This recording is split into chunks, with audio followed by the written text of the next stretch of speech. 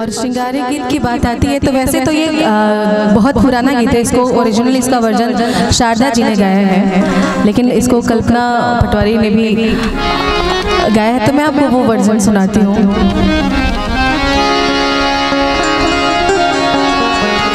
अरे बाबा दिहले टीकवा